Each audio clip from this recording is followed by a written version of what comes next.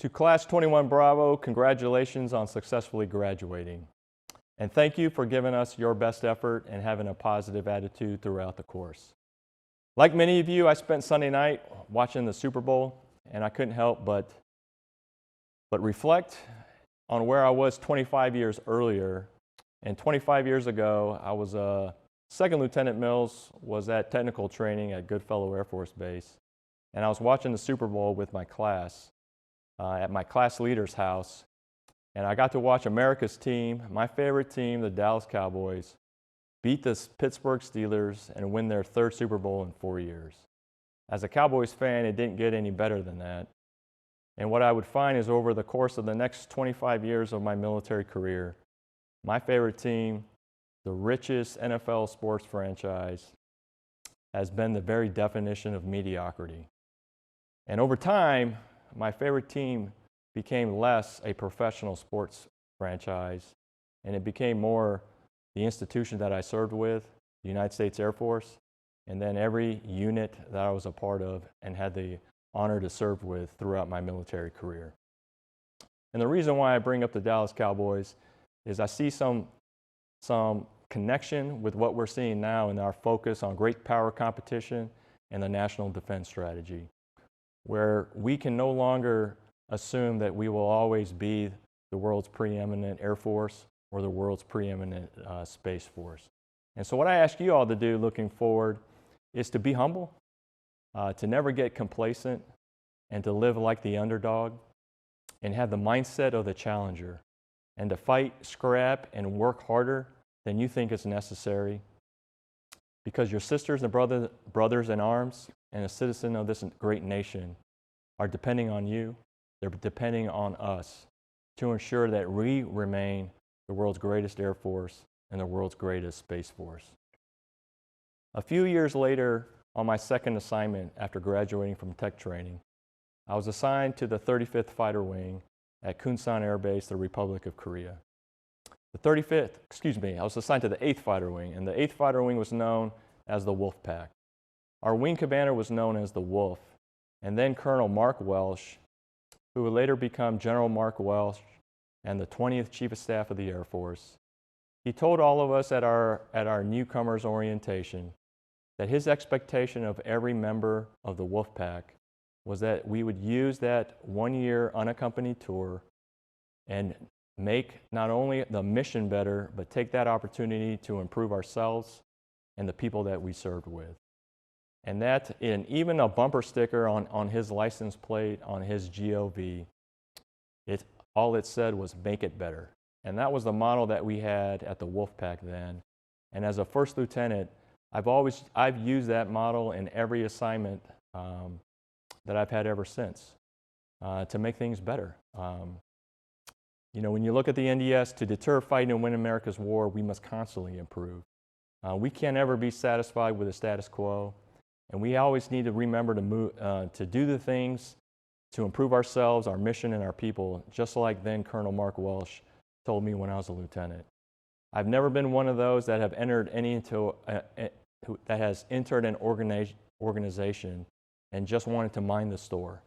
As military professionals or as professionals in any line of work, I believe our job is not to just mind the store, but to make it better. And if you can have that if you can have a growth mindset, be a lifelong learner, and learn more than you can think, then I think you are doing your part to make yourself better, to make your teammates better, and to make our mission better. So again, we can remain the world's greatest Air Force and the world's greatest Space Force. All right, my last story would have to fast forward another 18 years. And in this scene, I've come back to Goodfellow Air Force Base as the wing commander of the 17th Training Wing at Goodfellow Air Force Base. And I had the distinct pleasure of being asked to serve as a guest speaker at a U.S. naturalization ceremony. I had never been to one before, and on this particular day, 76 immigrants, legal immigrants, were going to become United States citizens. And these immigrants ranged from Central, South, and Southeast Asia to Eastern Europe and to Africa. And as you might imagine, the majority of them came from just south of Texas in Mexico. And a few things that still to this day resonate from my experience that day. One memorable sight was just seeing all of these people, all of our newest Americans, so happy and so proud of what they had done to become Americans, and then to see the smiles and the tears of their family members who were there to witness the occasion. And then to see all of them have to, at the end of it, state the Pledge of Allegiance in English, and then realizing that these immigrants literally did have to fight, scrap, and work hard. In some cases, eating beans and rice for weeks in order to pay the registration fee to start the process of becoming a U.S. citizen. But the thing that really resonated for me was the final comment from the federal judge that oversaw the ceremony.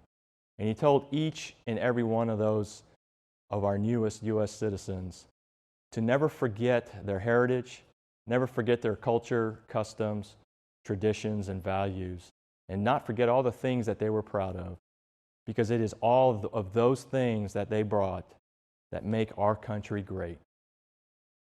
And so what I ask and I want to share with all of you, to all the students of 21 Bravo, is in a similar vein, be proud of who you are and where you came from. Be proud of what it is that you do for the United States Air Force or the United States Space Force. Be proud of where you have come from. Be proud of your diverse perspectives, experiences, education, background. And then at those times when we need you to, absolutely be somewhat assertive and make sure that your perspectives are known. Because our Air Force and our Space Force are successful because of our people.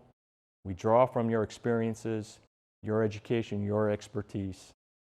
And is that diversity of thought that drives innovation and creativity. It's also what allows decision makers to make better decisions, and it's absolutely integral to mission success. So as I rewind, if you can remember to not be complacent, have the mindset of a challenger, make yourselves better, make your teammates better, make your mission better, and then remember to be proud of what you bring and your diversity of experience and thought. If you can do all those things, then I believe that you will be in that best position to support and defend the Constitution of the United States, and to allow my young daughters to continue to have their unalienable rights of life, liberty, and the pursuit of happiness.